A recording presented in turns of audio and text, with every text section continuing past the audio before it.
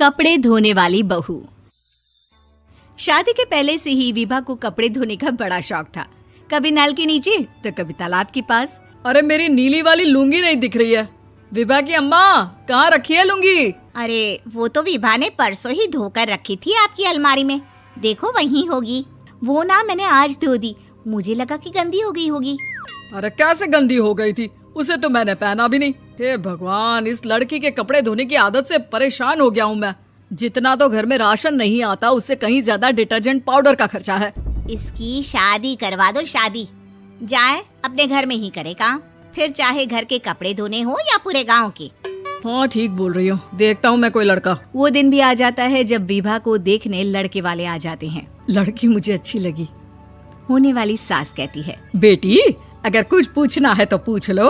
वैसे तो हमारी लड़की बहुत ही शर्मीली है, जो बोल दो वो मान लेती है, इसे क्या पूछना होगा। अरे कैसी बात कर रही हो माँ, मुझे इन लोगों के घर रहना है, सवाल तो कई है। हाँ हाँ बेटा, पूछ लो ना, क्या पूछना है। आप लोगों के घर कपड़े कौन धोता है? सास का मुंह बन जाता है। देखो, अगर तुम ये कहना चाहती हो कि तुम्हें कपड़े धोने नहीं आते तो सुन लो, कपड़े मैं ही धोती हूँ, लेकिन तुम्हारे आ जाने के बाद मैं रुमाल तक नहीं धोऊंगी। अरे चुप रहना भाग्यवान, बहू बेचारी घर आई नहीं, उसे डराना शुरू कर दिया। वो क्या है ना बिटिया, अभी तक तो ये कल्लू की माँ ही धोती थी, लेकिन अब तुम्हारे पापा तो दहेज में वॉशिंग मशीन देंगे ही। तभी विभा की माँ बोल पड़ती है, सवाल भी पूछा तो क्या। वैसे भाई साहब, मशीन की तो फिर भी कपड़े धोने की कैपेसिटी होती है। मतलब जो बिटिया दे रहे हैं ना विभा, इसे कपड़े धोने का बहुत शौक है। ये आप लोगों के क्या, आस पड़ोस गांव मोहल्ले सबके कपड़े धो दे और उफ तक ना करे। बाहर देखा नहीं आपने कितने कपड़े सूख रहे हैं? सब हमारी बिटिया ने ही तो धोए हैं। बस भी करो ना माँ, शर्म आ रही इतनी तारीफ सुनकर। और तो और एक दाग निकाल कर दिखाओ तो मान जाऊं। हाँ अच्छा, माफ करना बेटा, मैंने गलत समझा।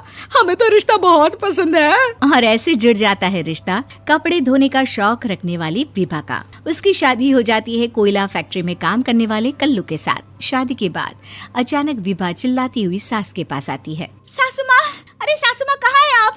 ये तो धोखा है, धोखा दिया आप लोगों ने मुझे। इसे ससुर के चक्कर के बारे में पता चल गया। अरे तो उसमें तुझे क्यों धोखा मिला है? अरे नल में पानी नहीं आता, कपड़े कैसे कब धुलेंगे? अच्छा, तू पानी नहीं आ रहा उसकी बात कर रही है। तो आपने क्या सोचा? कुछ नहीं। अच्छा, तेरी माँ ने कहा था कि कपड़े धोने का शौक है तुझे, याद आया मुझे। शौक बोलकर कपड़े धोने वाले मेरे जुनून को कम ना आके सासू माँ, कपड़ा धोना मेरा गुरूर है।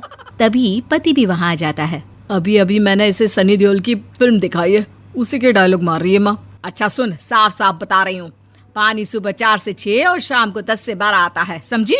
विभा टाइमिंग सुनकर हैरान हो जाती है। ये क्या भूतों का मोहल्ला है?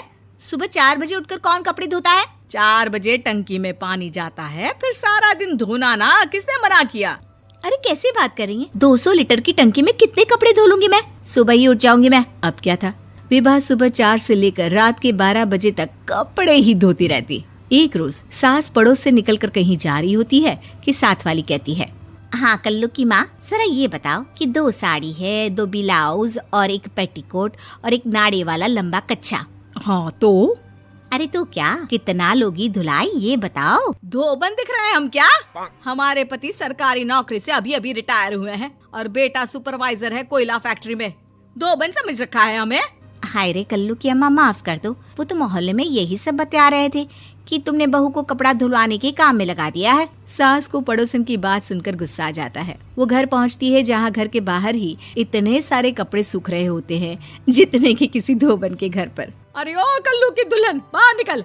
माँ जी यहीं आ जाओ, बाथरूम में चादर धो रहे हैं हम। अरे अभी हम धोते हैं, तुमको बाहर निकलो। ये आस पड़ोस वाले बोल रहे हैं कि हम बहू से कपड़े धुलवा कर उसे कपड़ा धोने वाली बना दिए हैं।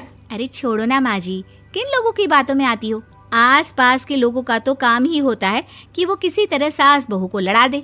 बहू सारे घर के कपड़े धोती है, ये क्या कम है? बोलिए। सास को भी लग जाता है कि वो बहू का ये सनकीपन नहीं छुड़वा सकती, इससे अच्छा है कि खुद ही चुप हो जाए। एक रोज सास और बहू मंदिर जाते हैं, जहाँ सास की साड़ी वहाँ खड़ी भीख मांगने वाली से मिलती है। माँ जी क्या बात है, आपकी साड़ी उस भिखारन से कितनी मिल रही है ना? हाँ हाँ, देखो तो दोनों की साड़ी मिल रही है। क्या बात है कल्लू की अम्मा, तुम खुद को तो अफसर की बीवी बताती हो और ऐसी सिंपल सी प्लेन साड़ी पहनकर घूमती हो। सिंपल और प्लेन नहीं है ये साड़ी। तो क्या सोने के धागे से फूल बने हैं? कुछ भी सासू माँ, कुछ भी। हाँ, बने थे इस साड़ी में सोने के धागे से फूल। मेरे पति लेकर आए थे मद्रास से स्पेशली मेरे लिए 10,000 की। ताहे भाई साहब इस भिखारन के लिए भी सेम टू सेम साड़ी लेकर आए होंगे 10,000 की। सास उस वक्त कुछ नहीं कहती, लेकिन बहू के साथ घर आती है और अलमारी से एल्बम निकाल कर लाती है। ये साड़ी देख रही है, ये वही साड़ी है जिसे मैंने अभी पहना था।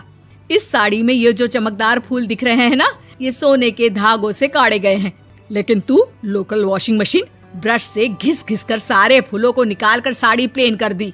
मुझे माफ कर दीजिए सासू माँ। और तो और, जब मैंने तुझे तेरी गलती के लिए कुछ नहीं कहा, लेकिन तूने तो सबके सामने मेरा मजाक ही बना दिया। क्यों? बहू को समझ में आ जाता है कि अब से उसका कपड़े धोना बंद।